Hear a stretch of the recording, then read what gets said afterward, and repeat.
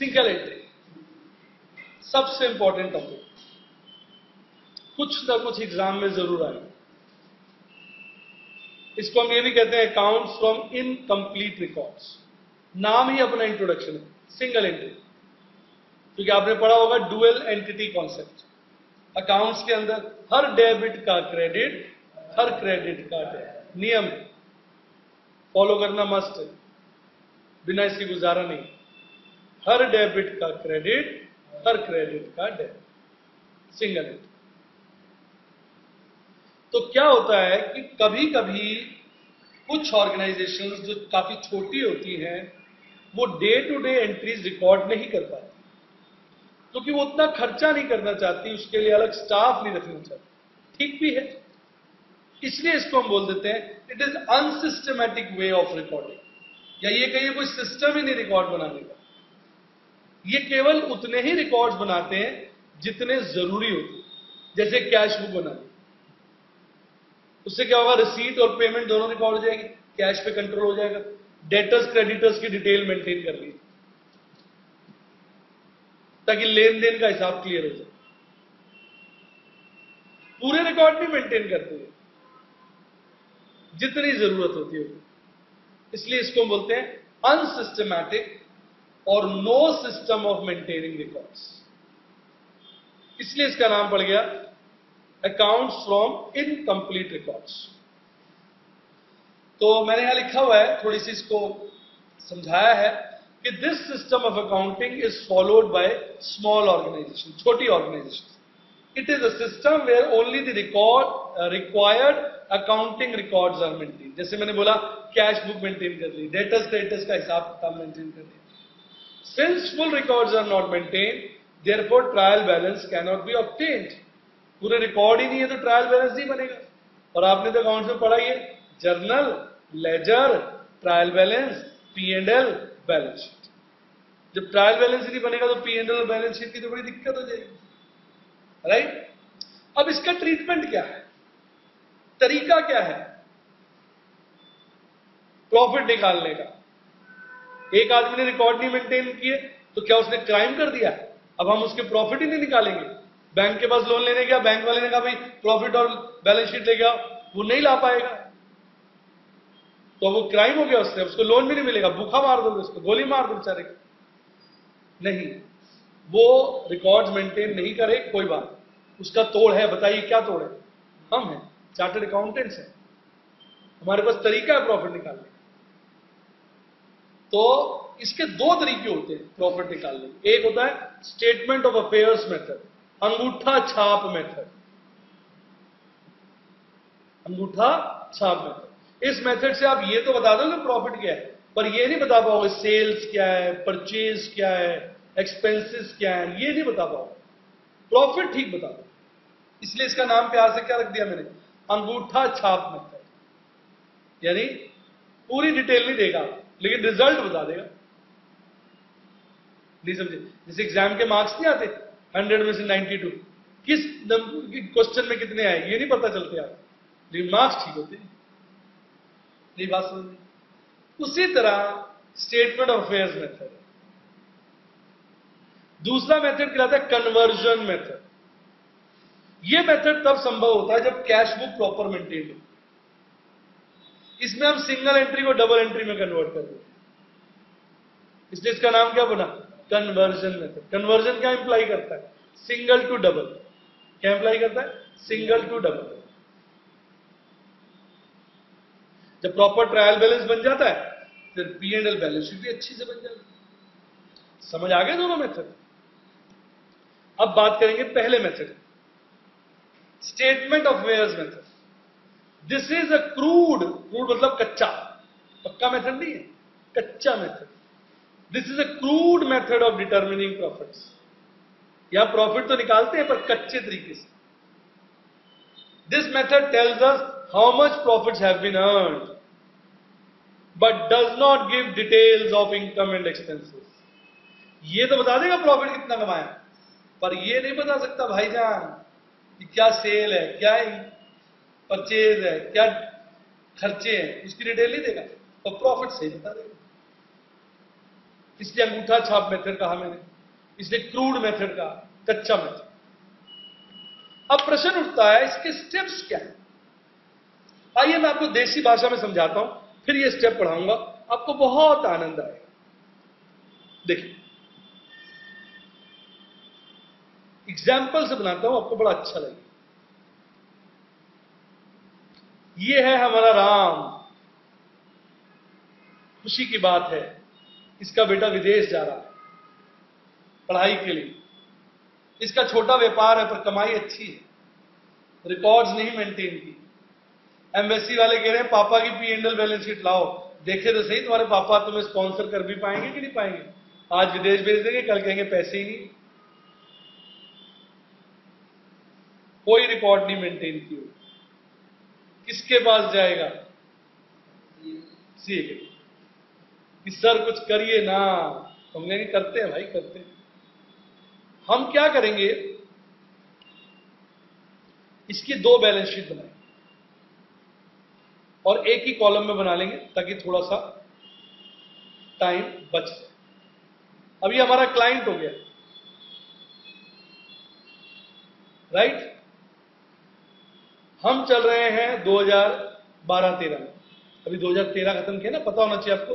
1 अप्रैल को हमारा साल शुरू होता है, 31 मार्च को खत्म होता है ज्यादातर लोगों का। तो जो लेटेस्ट ईयर होगा वो कब का होगा? बिगिनिंग 1/4/2012 और खत्म कब हुआ होगा? 31 मार्च 2013। हाँ के ना, 1/4/12, 31/3/13। व्यक्ति कैसा भी हो, उसके पास मोटा मोटा अपने एसेट्स की डिटेल होती है। अब हम इससे बातचीत करके इसकी एसेट की डिटेल निकलवाएंगे कि 1/4/2012 को कितनी लैंड एंड बिल्डिंग थी, कितना प्लांट एंड मशीनरी था, कितना फर्नीचर था, कितना स्टॉक था। ये मोटे रिकॉर्ड्स हैं, इतना हर कोई मेंटेन करता है, मैंने देखा। कितने लेनदारी थी, कितनी देनदारी थी, कितने लोन लिए हुए थे, इतने रिकॉर्ड हर कोई बता देता। मोटा मोटा लिख रहे, कॉन्सेप्ट समझाने के लिए। पूरा हमने इससे बात करी, जैसे लैंड एंड बिल्डिंग इतने की, प्लांट एंड मशीनरी इतने की, फर्नीचर इतने का, स्टॉक इतने का, डेटर्स इतने का, उसकी डिटेल निकलवाई तो वो निकली 25 लाख। लोन इसने कोई नहीं लिया हुआ था, क्रेडिटर्स थे 2 लाख के, तो टोटल तो दोनों साइड का पता है आपको 25 लाख होना चाहिए। तो इसका मतलब बाकी कैपिटल हो गई इसकी 23 लाख। तो हमने इससे बातचीत करके जो इसके पास टूटे कच्चे पक्के रिकॉर्ड थे, उसकी मदद से हमने इसकी साल के बिगिनिंग की कैपिटल निकाल ली बेटा, वो निकलाई 23 लाख। इसी तरह साल के एंड की डिटेल हासिल करी आफ्टर डेप्रिसिएशन, और वो निकलाई 40 लाख। लोन इसलिए इस दौरान 3 लाख का ले लिया था, क्रेडिटर्स थे 1 लाख की, टोटल आपको पता है 40 लाख होना चाहिए दोनों साइड का। तो इसकी क्लोजिंग कैपिटल क्या निकलाई? 36 लाख। अब हमें समझ आ गया कि इसकी ओपनिंग कैपिटल 23 लाख थी और क्लोजिंग कैपिटल 36 लाख। अब हम क्या करेंगे, इसका कैपिटल अकाउंट बनाएंगे। इस चैप्टर के बाद बेटा आप काफी काबिल बच्चे बन जाओगे। कैपिटल अकाउंट बनाएंगे। कैपिटल अकाउंट में हमने ओपनिंग बैलेंस लिखा 25 लाख। 12 में बनाया ना पार्टनरशिप में, वही। और 25 नहीं है बेटा, 23 है। 25 तो टोटल है, ध्यान दीजिए, 23 लाख। चलिए, और क्लोजिंग कैपिटल निकला 36 लाख। अब हम इससे ना बातचीत करेंगे कि भैया आपका घर खर्च कितना है, मंदिर और गुरुद्वारे में जाके खाना तो नहीं खाता होगा। ये हर कोई बता देते, अंदाजा लगा लेते हैं। कोई महीने में बच्चे की फीस क्या जाती है, कितने का दाल चावल मतलब राशन वाशन आ जाता है, कोई किराए के मकान में रहते तो किराया कितना देते हो, वो सब पैसा कहां से आया होगा? बिजनेस से तो आया होगा। कोई साल के दौरान कोई शादी ब्याह पे खर्चा किया, कुछ किया, तो उससे बातचीत करके हिसाब लगाए। याद करो, जब कोई डिटेल पड़ी होगी। तो इस व्यक्ति से हम पता लगाएंगे। अब इसकी बातचीत से पता चला कि इसने लगभग 8 लाख रुपए साल भर में ड्राइंग्स की। फिर हम पूछे कोई पैसे बिजनेस में डाले हो, कहीं से आए हो, कोई कैपिटल इंट्रोड्यूस करी हो साल के दौरान। तो पता चला इसका एक दूर का रिश्तेदार मर गया था, वो इसके लिए 2 लाख की जायदाद छोड़ गया था। वो 2 लाख रुपए भी इसने धंधे में लगा, बिजनेस में लगा, तो वो 2 लाख क्या हो गया, कैपिटल इंट्रोड्यूस। अब समझने वाली बात कि शुरू में इसकी कैपिटल थी बेटा 23 लाख, 2 लाख इसने ऊपर से डाले, इसको थोड़ा अलग रकम कर देते, 3 कर देते, चलेगा? ऊपर में 25 है ना, 25 मिक्स ना कर दो। 23 लाख कैपिटल थी, 3 लाख इसने अपने अलग से डाले थे, वो देहांत के उपरांत जो उसको विल से पैसे मिले, टोटल हो गए 26 लाख। 26 लाख में से 8 लाख ये निकाल चुका है खाने पीने के लिए, कितने रह गए, 18 लाख। लेकिन बचा हुआ कितना है, 36। होना कितना चाहिए था, 18। तो इसका मतलब बाकी जो 18 है वो कोई काला चोर थोड़ी दे गया होगा, वो इसका नेट प्रॉफिट होगा। आया समझ में? और अगर इस साइड आ जाता सपोज, तो टू नेट लॉस। लॉजिक समझ आया? अभिमन्यु आपको आया? 23 लाख बेटे ओपनिंग कैपिटल थी आयुषी, 3 लाख रुपए ऊपर से डाले थे प्रसून, टोटल बनता है 26, जिसमें से कितने निकाल लिए दीपांश, 8। होना कितना चाहिए, 18। चांस की बात है, बिल्कुल डबल है, 36 लाख। और 18 लाख कहां से आए होंगे, प्रॉफिट कमाया था, काला चोर थोड़ी दे गया। कैसा लगा? तो अब देखिए स्टेप, देखिए आपको मजा आ जाएगा।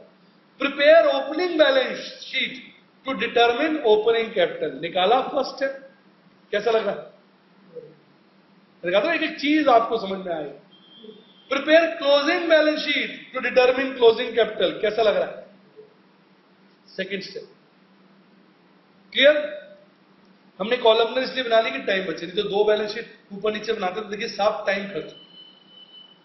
Prepare capital account to determine the profit earn और losses incurred by the organisation, वो कितना हो गया, 18। उसके बाद क्योंकि ये दोनों कंबाइंड बैलेंस शीट बनाई ना कॉलम में, फिर क्लोजिंग बैलेंस शीट अलग पेज पे साफ सुथरी बनाई, क्योंकि वो सबमिट करनी होगी तो अच्छा लगेगा ना, P&L का प्रॉफिट निकालते हैं, बैलेंस शीट साफ सुथरी। अब बताइए आपको ये मेथड क्लियर हुआ?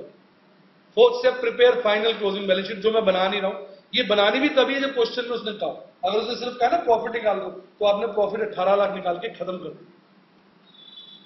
बताओ कैसा लगा? थोड़ा क्लियर है पूरा?